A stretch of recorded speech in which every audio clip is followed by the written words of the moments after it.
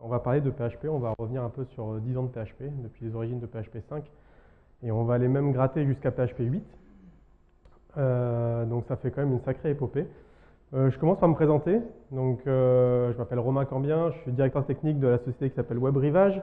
Vous devez surtout me connaître parce que je suis co-organisateur de l'antenne AFUP Marseille. Donc, vous me voyez souvent au début des meet-up faire des présentations, vous me voyez tourner au buffet. Donc on va rentrer directement dans le vif du sujet.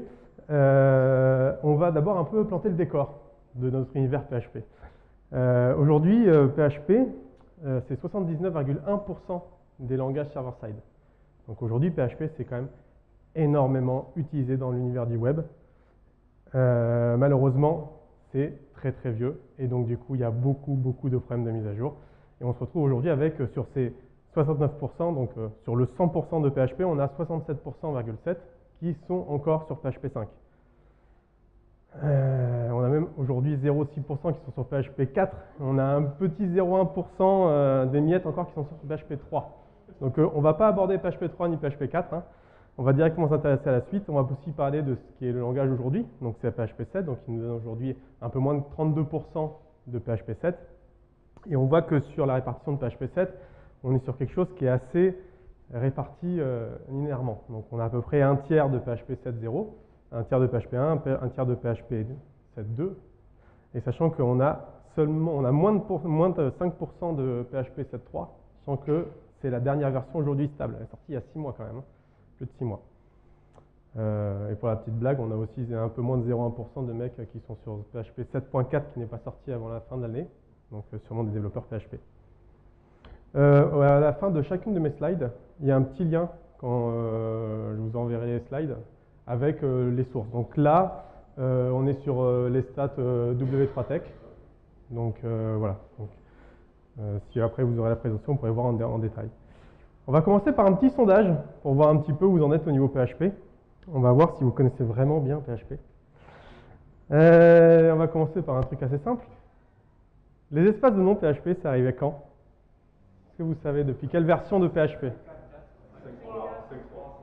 5.3 ? 5.3. Ça fait bientôt 10 ans qu'on a les espaces de nom. Ça ne nous rajeunit pas, hein ? Lettré ? 5.4, bon. Bien joué. Donc là, pareil, hein, ça va faire un peu plus de 7 ans maintenant. La syntaxe courte ? Ah, ça commence à piquer un peu, hein ? 5.5 ? C'était 5.4. Les générateurs YEL ? 5.6 ? 5.4 ? C'était 5.5. Donc pareil, hein, ça fait 6 ans, ça va bientôt faire 6 ans que c'est disponible le générateur. Hein. Et celui-là, je ne sais même pas s'il y en a qui voient ce que c'est, l'opérateur de décomposition.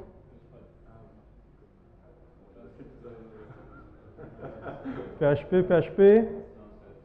7, j'ai un 7 ici. PHP 5.6. Donc voilà, hein. Ça va faire 5 ans hein, maintenant que ça existe. Hein.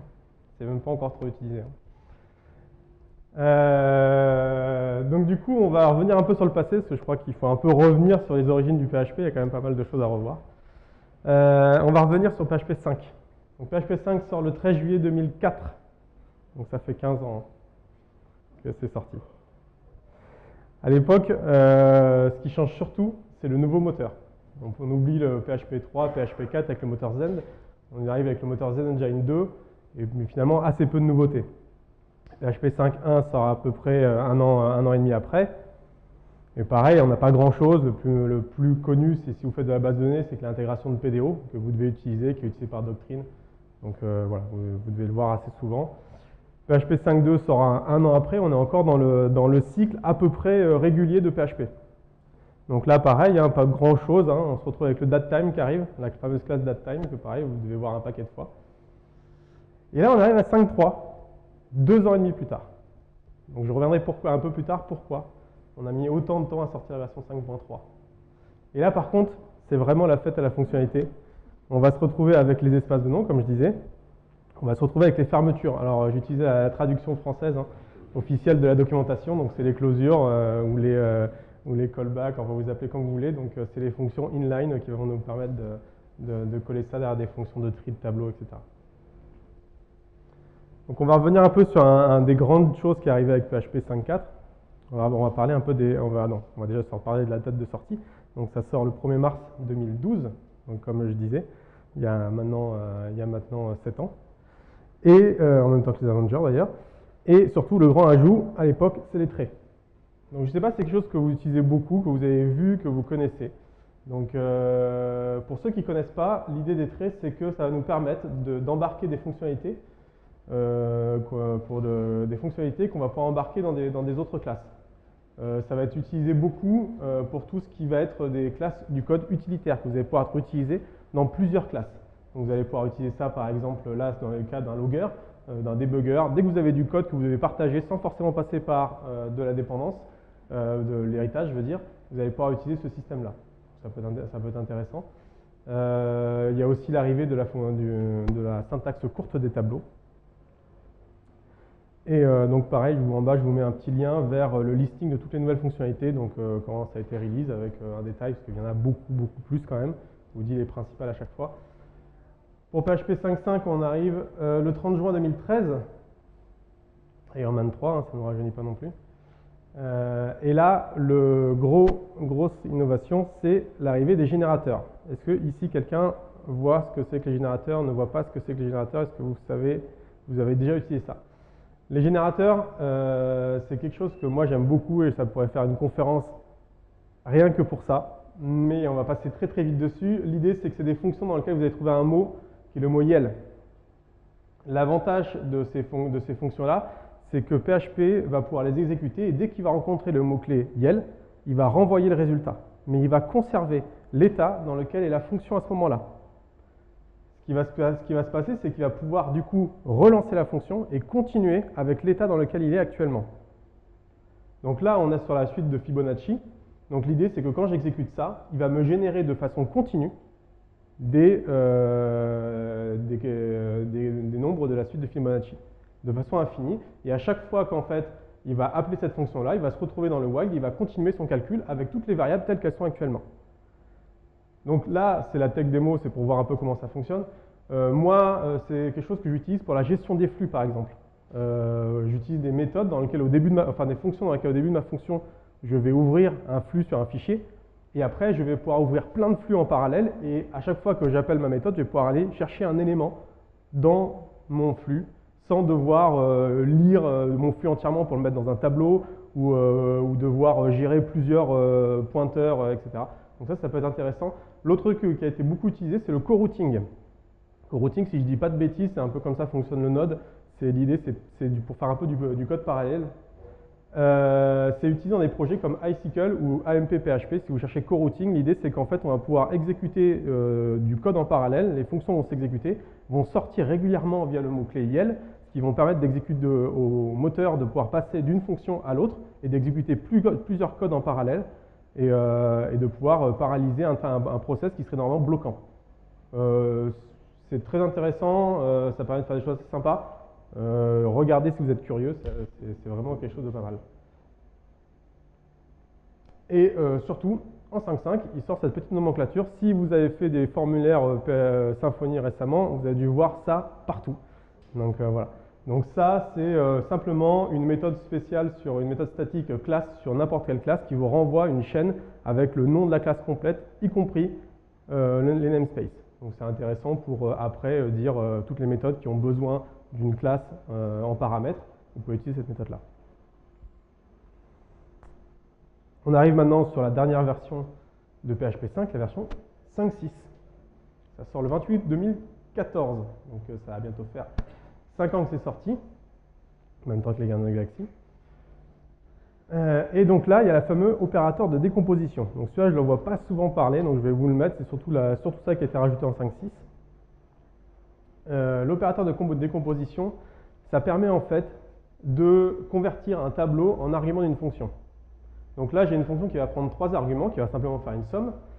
Et là, en fait, je vais pouvoir lui dire que j'ai mon premier paramètre, je le passe, et le deuxième paramètre, je le passe par rapport à un tableau. Ça peut être intéressant dans le cas où vous avez des paramètres qui vous arrivent en tableau. typiquement des arguments ou des éléments de la requête. Et on a son pendant inverse, c'est-à-dire les fonctions arguments variables. Alors si vous avez fait du PHP 5 depuis longtemps, vous savez qu'il y a une fonction qui s'appelle funcGetArgs qui permet de récupérer tous les arguments qui sont passés à une fonction. On va dire que là, l'avantage de ça, c'est que ça fait à peu près la même chose, sauf qu'on peut typer. Donc ça, c'est super intéressant. Donc là, typiquement, j'ai un truc qui va me faire un total des intervalles et qui va me calculer ça par une unité. Donc là, je vais avoir, par exemple, je vais dire total intervalle unité, et je vais recevoir un nombre inconnu d'intervalles qui sont des datetime. Moi, je vais récupérer un tableau que je vais pouvoir processer, et dans mon appel de fonction, je n'ai pas besoin de passer un array, je peux directement appeler autant de fois que je veux, enfin ajouter autant de fois que je veux des arguments intervalles, et le système va comprendre que il va les regrouper dans un tableau et faire l'appel. Je vous en parle surtout parce que ça va revenir en PHP 7.4. Donc vous allez revoir cette nomenclature-là, enfin cette syntaxe-là. Donc voilà, donc du coup maintenant, tout ça pour dire qu'on arrive à la fin de PHP 5. La PHP 5.6, c'est la dernière de la phase 5. La fin du support de PHP 5.6, ça vient de se terminer, enfin ça s'est terminé à la fin de l'année dernière. La petite blague, c'est qu'il y a une version 5.6.40 qui est sortie le 10 janvier 2019, 10 jours après. Le lien que je vous mets, c'est le GitHub du projet qui maintient les images Docker de PHP. C'est assez rigolo de voir les mecs qui sont obligés de revert tout le retrait de PHP 5 pour pouvoir supporter la dernière version de PHP 5.6. Au niveau des frameworks, on en est où du coup par rapport à PHP 5 ?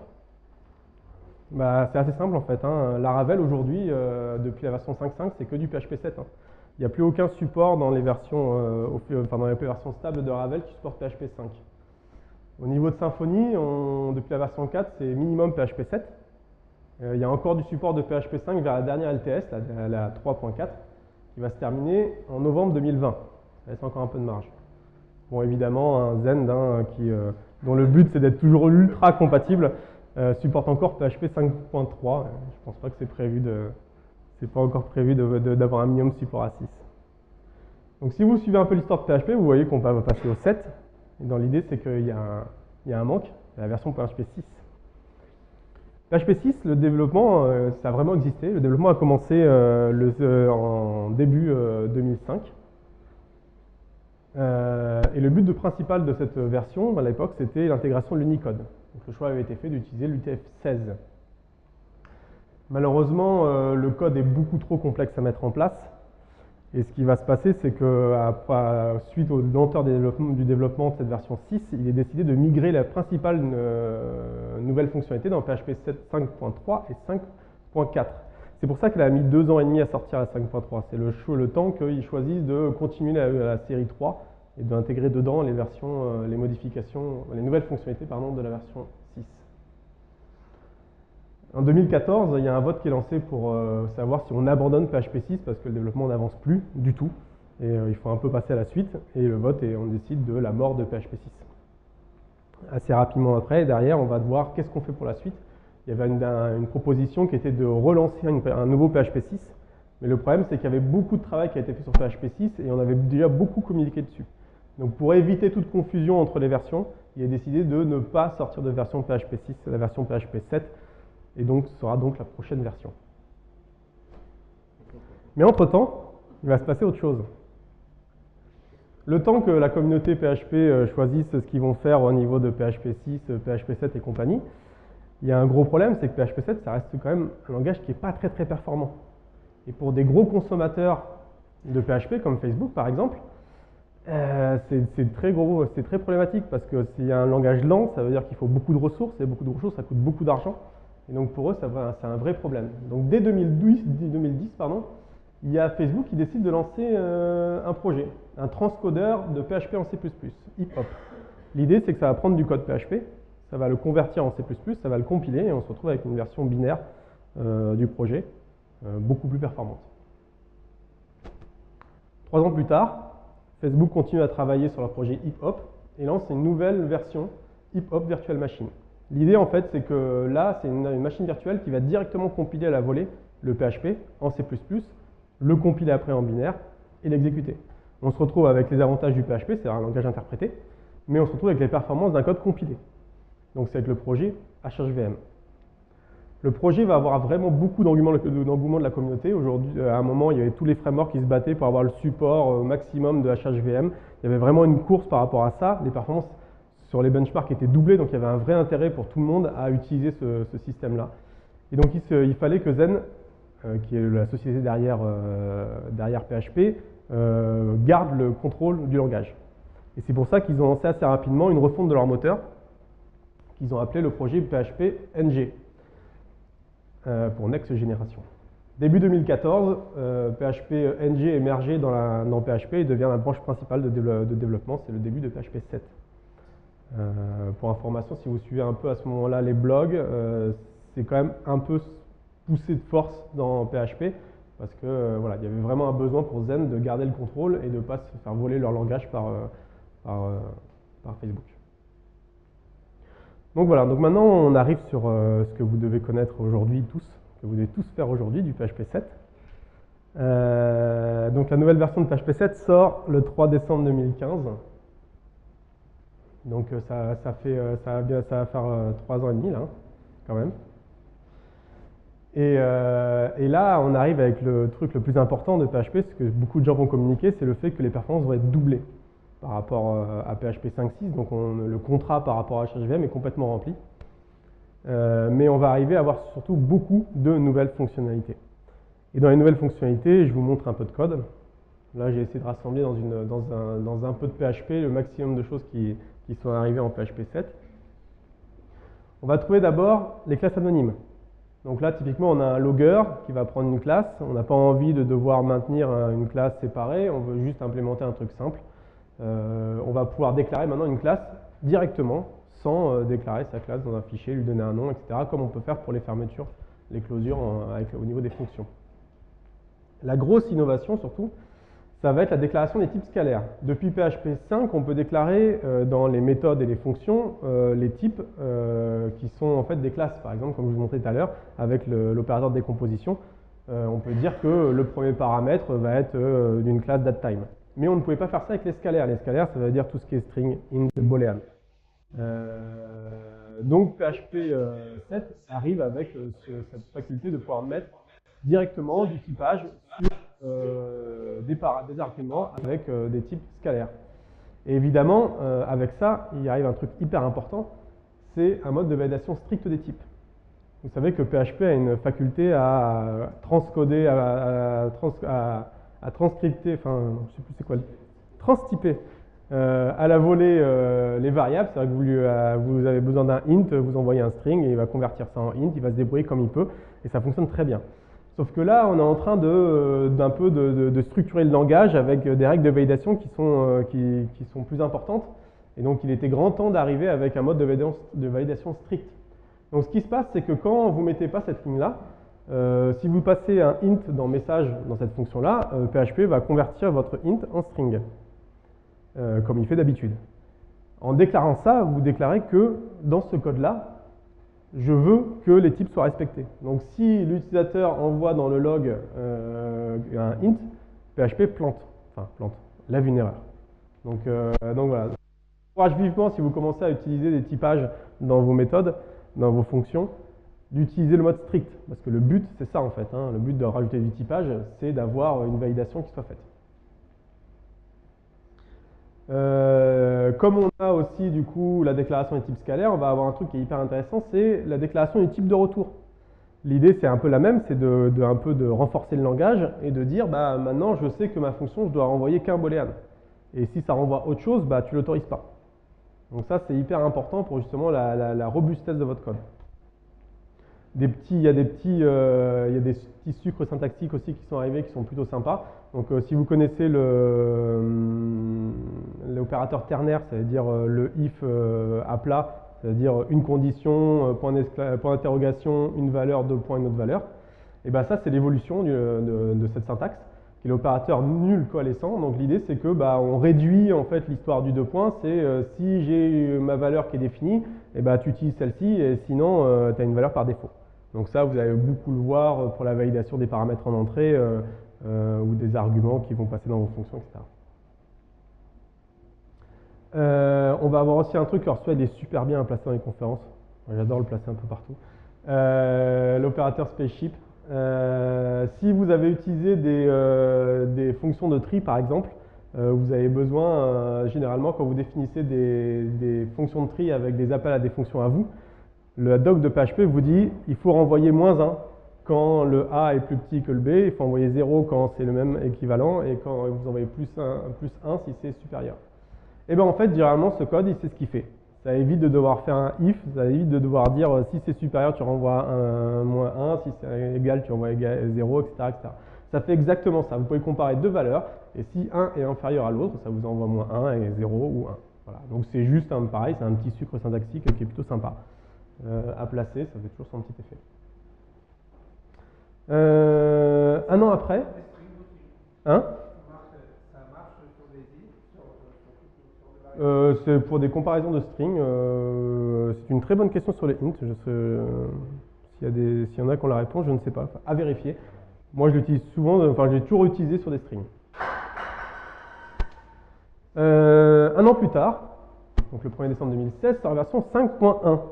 Donc l'idée de cette version-là, c'est surtout de compléter les nouvelles fonctionnalités qui sont avec PHP 7.0. Si vous avez fait du PHP 7.0, vous avez souvent tombé sur ce problème-là, c'est que dans PHP 7.0, on peut déclarer les types scalaires, mais on ne peut pas dire que la valeur est nulle.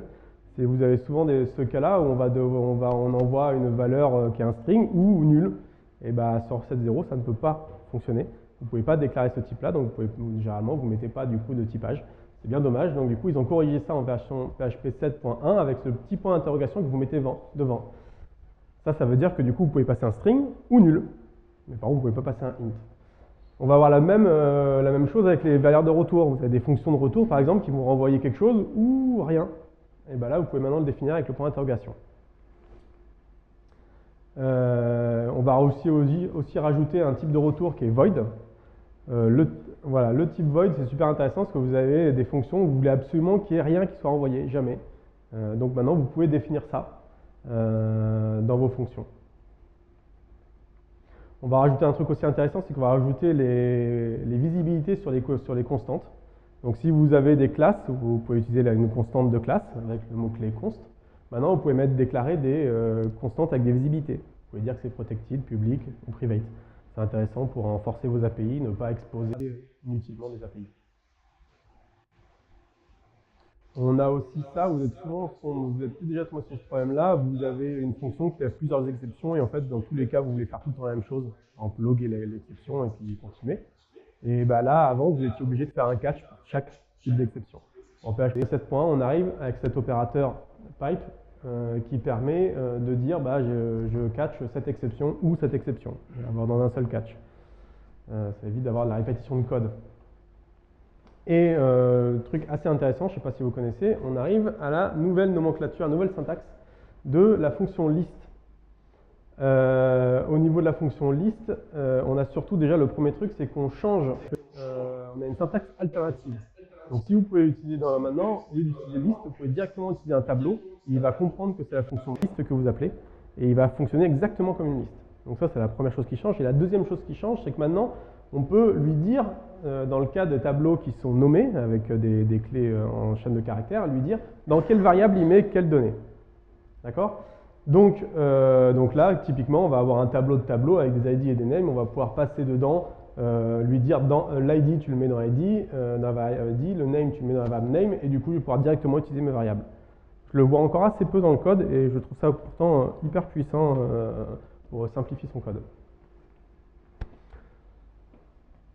Un an plus tard, donc on retourne sur un rythme régulier d'un an au niveau de PHP, on se retrouve avec la version 7.2. La version 7.2, on améliore les performances, qui étaient déjà vraiment très très bien, mais là on améliore encore légèrement les performances. Et surtout, on va intégrer la lib Sodium. Alors si vous avez fait de la cryptographie en PHP, vous connaissez sûrement mcrypt, qui est la lib qui permettait de faire ça à l'époque. La lib, elle a été plus maintenue depuis des années. Et donc du coup, il fallait absolument la remplacer. Donc une nouvelle lib a été intégrée, qui s'appelle la lib Sodium. Si vous avez encore du code qui vous fait faire de la cryptographie, ça ne sert à rien de regarder les fonctions même mcrypt depuis la version 7.2. Ça n'est plus compilé, ça n'existe plus, l'extension n'existe plus. Un an plus tard, donc un peu plus d'un an plus tard, on garde son rythme sur PHP 7.3 qui sort. On améliore encore légèrement les performances. Et on va migrer le moteur d'expression. Si vous faites des expressions régulières, si vous avez des fonctions preg, replace, vous allez vous retrouver avec, vous allez avoir une mise à jour du moteur derrière. Donc on utilisait PCRE et maintenant c'est PCRE2. Alors vous n'allez pas avoir grande différence. Moi j'en ai vu une énorme qui m'a fait porter un projet assez récemment. C'est que le PCRE2 est beaucoup plus strict.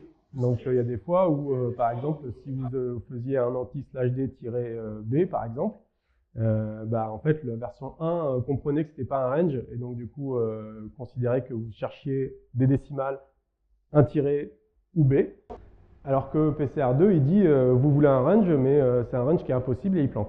Donc faites attention, ça peut faire des plantages un peu spectaculaires.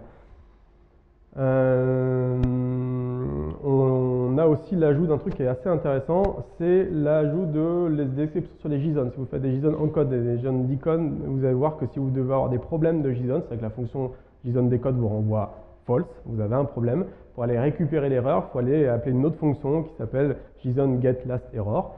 Donc c'est un peu compliqué, c'est pas très moderne. Donc on a une nouvelle option sur les fonctions JSON qui s'appelle JSON throw on error, qui va lever simplement une petite exception, JSON exception, qui va être catchée avec le message dedans qui est bien formaté, etc. Donc c'est assez intéressant. Pareil, je vous ai mis en bas les petits liens vers l'échange list. Donc il est grand temps de vous mettre à jour, parce que vous avez vu, PHP 7, ça fait quand même un paquet de temps que c'est sorti. Hein. La bonne nouvelle, c'est qu'aujourd'hui, c'est vraiment supporté par les plus grosses distributions. Donc Ubuntu depuis la 16.04, qui est sorti il y a plus de 3 ans. Debian depuis la version 9, OpenSUSE depuis la lib 42.3, la Fedora depuis la version 25. Et bien sûr, si vous ne pouvez pas mettre à jour ou que vous voulez avoir les dernières versions sans utiliser les versions officielles supportées dans les distributions, vous avez plein de projets qui vous permettent d'utiliser des versions PHP récentes. Vous avez je vous mets quelques liens là, je ne vais pas rentrer dans le détail. Donc vous avez des repos à mettre en place pour des projets RPM, pour Ubuntu, pour Debian. Et bien sûr, vous avez, si vous utilisez Docker, vous avez les images officielles Docker. Elles sont maintenues par Docker, elles sont à jour. Il y a quelques jours de décalage entre la sortie d'une version de PHP et l'intégration dans une image Docker. Si vous voulez tester votre code, c'est vraiment le top pour ça. Aujourd'hui, on l'a vu tout à l'heure, c'est compatible avec tous les navigateurs. C'est plus .deb. Ah, voilà. Donc c'est. Bon ben voilà. Je t'avais dit de relire mes presses là-bas. Donc du coup c'est pas .deb, donc je me corrigerai quand je mettrai les slides en ligne. Donc les plus gros frameworks aujourd'hui sont compatibles PHP 7, on l'a vu tout à l'heure, donc normalement vous pouvez mettre à jour vos frameworks, il n'y aura pas de souci. Et si vous avez un doute sur du code que c'est difficile à tester, vous avez un petit outil qui est basé sur PHP Code Sniffer, qui fonctionne à partir de PHP 5.3 et qui vous permet de scanner votre code et qui va vous dire tout ce qui n'est pas compatible, tout ce qui est deprecated, etc. Donc vous avez une image Docker même, avec directement le truc intégré si vous ne voulez pas vous amuser à installer des paquets. Ça fonctionne plutôt très bien. Et ça va vous sortir déjà pas mal de petits soucis que vous avez si vous avez des problèmes de compatibilité. Sachant que PHP 7 quand même est dans les grandes lignes compatible. Donc maintenant on va parler un peu de l'avenir, donc ce qui n'est pas encore sorti. On va faire un peu de teasing sur ce qui va arriver. On va découvrir ce qui va arriver avec PHP 7.4. Alors pas mal de choses. Donc aujourd'hui c'est prévu pour le 21 novembre 2019. Donc le truc qui va être le plus important pour vous, ça va être l'intégration du préchargement de code, donc la méthode preload. L'idée de ça derrière, c'est qu'on va pouvoir demander à PHP de démarrer et de précharger du code qui sera stocké en mémoire et qui sera directement disponible. Ça va beaucoup servir dans le cas où vous utilisez des frameworks. Vous avez Symfony, c'est plein de classes, plein de code qui va devoir charger à chaque appel, qu'il va devoir analyser. Là, on va pouvoir dire à PHP, tu précharges tout ça et c'est directement disponible. Donc là, on attend des gains de perf importants.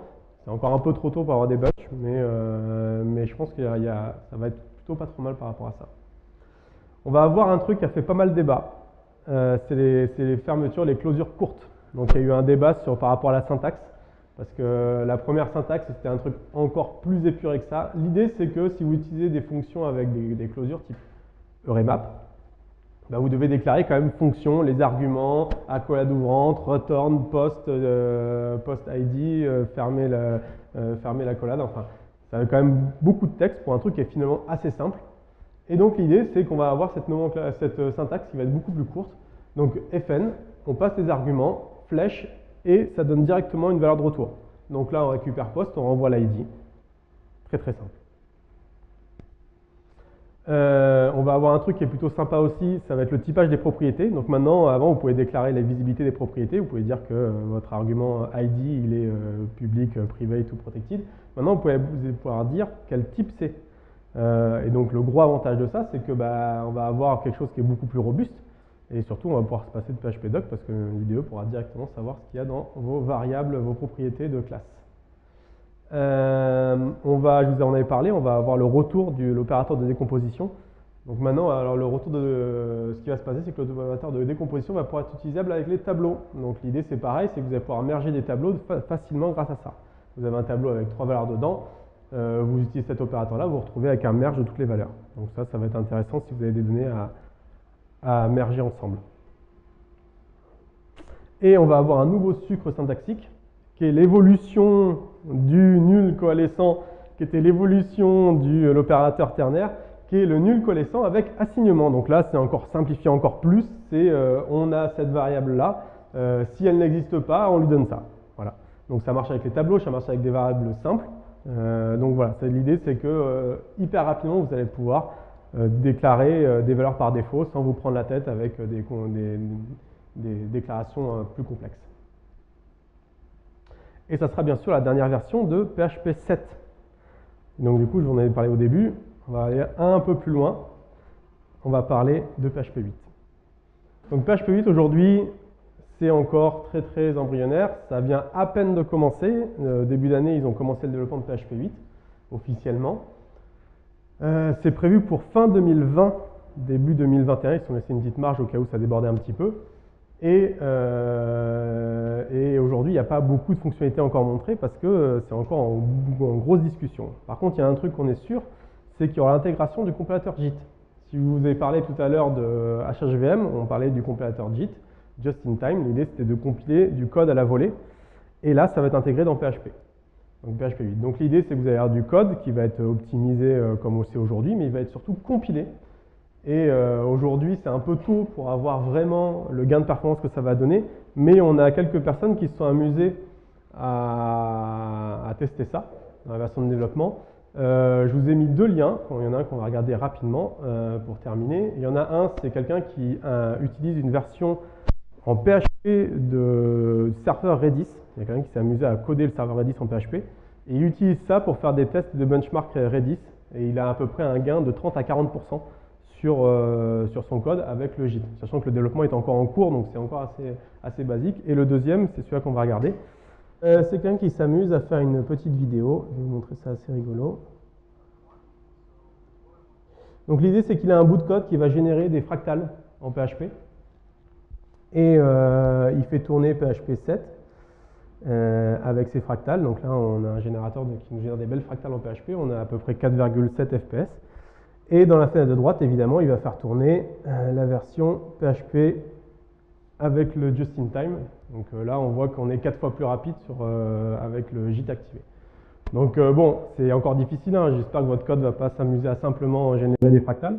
Mais dans l'idée, on voit à peu près ce que ça peut donner, ce que ça va pouvoir donner. Donc voilà, je vous ai terminé ma petite présentation sur PHP 2.5 à la version PHP 8. Donc là, on est sur plus de 10 ans de PHP. Est-ce que vous avez des questions? Est-ce que vous avez des sucres syntaxiques? Est-ce que vous avez des trucs que j'ai oubliés dans les versions de PHP que vous voulez partager? J'ai une... Sur la décomposition, l'opérateur de décomposition, je ne sais pas qui l'utilise déjà. Souvent, le spread opérateur. Non. Ok. C'est vachement cool à utiliser. Il y a un truc pas mal aussi, c'est que vous pouvez, quand vous voulez passer une collection, par exemple, je sais pas, il y en a beaucoup. Qui fait du doctrine parmi vous? J'imagine beaucoup. Voilà. Ils ont fait un truc qui s'appelle Array Collection, je crois, ou quelque chose comme ça. Vous en servez, non? Ouais. Bon, bah, vous pouvez vous en passer. Il suffit juste de déclarer un type qui prend en argument quelque chose qui est décomposé.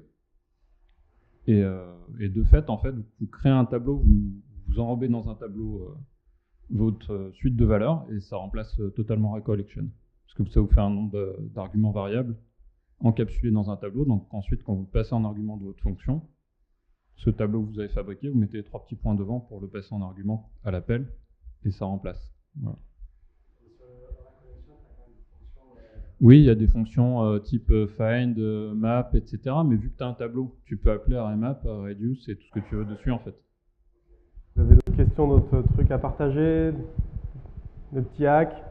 Non, on a fait le tour. Vous pourrez le prendre en off, hein. Voilà. Il sera dispo toute la Bah, soirée. écoutez, je vous remercie beaucoup.